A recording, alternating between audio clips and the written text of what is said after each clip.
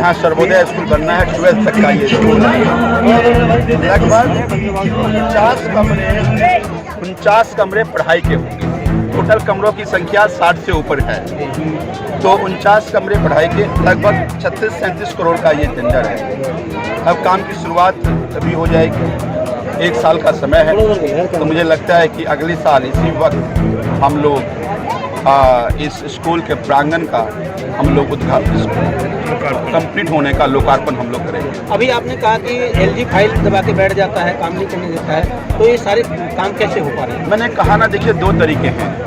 अगर आपकी नियत हो तो काम की गति को रोक सकता है, काम को नहीं रोक सकता। आप ना देखिए ना, अरविंद केजरीवाल जी को रोज प्रेस कॉन्फ्रेंस करना पड़ता है, जाकर धरने देने पड़ते हैं। तो जो काम आसानी से ये जो आज हम जो शिलान्यास कर रहे हैं, इसका टेंडर होने की प्रक्रिया 2019 में थी, लेकिन आज टेंडर हो रहा है। ये 2019 में बनके कंप्लीट हो गया रहता आज तक।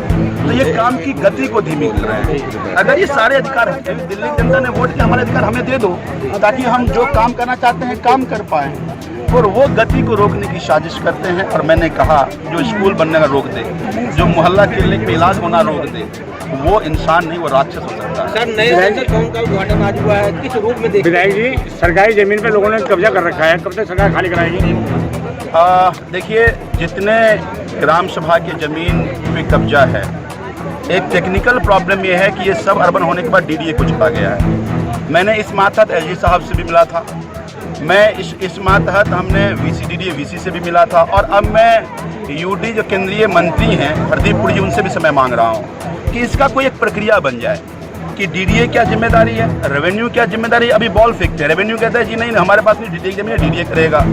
कई जगह तो हद यह है कि हमारे शिक्षा की जमीन जो एजुकेशन को अलॉट किया गया, उसमें भी अब फर्जी लोग आके पार्टी बन रहे हैं। ये चिंता का विषय जरूर है। मैं आपके माध्यम से भी LG साहब को कहना चाहता हूँ कि अगर राजनीति के बाद अगर समय मिले तो कम से कम दिल्ली की जमीन को बचा लीजिए। दूसरी बात जो आपने कहा, देखिए एक बात समझिए कि आज दिल्ली के संसद का उद्घाटन हो रहा है। पूरे जो जनतांत्रिक व्यवस्था है, इस जनतांत्रिक व्यवस्था में सबसे बड़ा जो सुप्रीम है वो प्रेसिडेंट है, और उसके बाद वाइस प्रेसिडेंट है, और वाइस प्रेसिडेंट तो राज्यसभा के अध्यक्ष भी हैं। क्यों नहीं बुलाया गया प्रेसिडेंट को, क्यों नहीं बुलाया गया वाइस प्रेसिडेंट को? आपके अपने चेहरे से इतना प्यार क्यों है कि अपने महिमा मंडन में आप राष्ट्रपति को भूल जाते हैं, आप राज्यसभा के सभापति को भूल जाते हैं? तो इसलिए विपक्ष ने इसको बाइकआउट किया कि देखिए देश के जो जनतांत्रिक व्यवस्था है, जो प्रोटोकॉल है, उससे अगर आप छेड़छाड़ करेंगे तो कतई बर्दाश्त नहीं किया जाएगा। कई तरह के सवाल की निष्ठा पर भी सवाल खड़े हो रहे हैं कि जब राम मंदिर का उद्घाटन होता रहा तो उस तत्कालीन राष्ट्रपति को नहीं बुलाया गया था।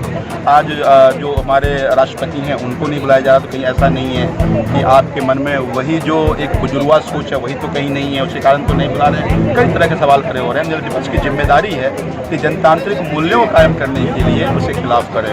सर, मंदिर का भी कहीं ना कहीं अगले साल उद्घाटन होना है, अगर उसमें भी नहीं बुलाया जाता राष्ट्रपति या तो क्या उसका भी विरोध करेंगे? ये अपमान है। देखिए, मुझे ये लगता है कि संसद भी मंदिर है, राम मंदिर जैसे पुण्य अच्छा मंदिर बन रहा है, इसके उद्घाटन अगर नहीं बुलाए तो सवाल तो खड़े होते हैं ना, फिर तो आपकी मानसिकता आपकी सोच को दर्शाता है। सर, एक सवाल है, हॉस्पिटल को लेकर बात की जा रही है। हॉस्पिटल में कई सुविधाएं नहीं है, मशीन नहीं, नर्सेज नहीं है, स्टाफ की कमी है, बहुत सारी कमियां हैं। मैंने आपको कहा, आज यहाँ से भी कहा, हमने कहा कि केवल हमें 100 नर्स दे दो, अपॉइंट करना। 2 तरीके हैं, अगर क्योंकि कहते हैं हर अस्पताल नर्सों की कमी है, हमने कहा अगर परमानेंट नहीं कर सकते तो आप हमें इसके लिए वैकेंसीज बनाने दो, सो दैट कि हम अगर प्राइवेट ही हायर कर ले, काम तो हमारा चले।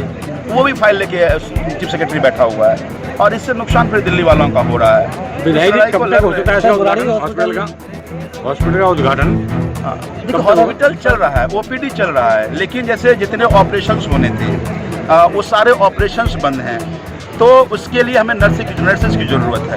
अब वो नर्सेज, हाँ, अल्ट्रासाउंड की मशीन आ गया है, लेकिन उसके लिए जो रेडियोलॉजिस्ट की जरूरत है वो नहीं है हमारे पास। समझिए, हमारे पास दिल्ली में जितना LNGP, हमारे पास 37 ICU बेड है, LNGP में 25 ICU बेड है, पर उस ICU बेड चलाने के लिए ऑपरेटर्स की जरूरत तो है ना, वो टेक्निकल लोग चलाएंगे उसको, लेकिन उसके लिए अपॉइंटमेंट नहीं होने दे रहे हैं। बुराड़ी हॉस्पिटल का नाम है, तो ये जो सुविधाएं आप बता रहे हैं कब तक शुरू हो जाएंगी? एलजी इसी तरीके से दो ही तरीके हैं, या तो जो अधिकार अभी आया था मुझे वापस मिल जाए तो 1 महीने में हो जाएगा, नहीं तो फिर थोड़ी वही जो समय लगता है लड़ना पड़ेगा, हमें भी धरना देना पड़ेगा, आप लोग भी चलिएगा तो एलजी साहब सवाल पूछिएगा कि भाई दिल्ली के लोगों से क्या दुश्मनी है तुम्हारी, गुजरात से आए हो अच्छी बात है लेकिन दिल्ली के लोगों से दुश्मनी तो ना करो।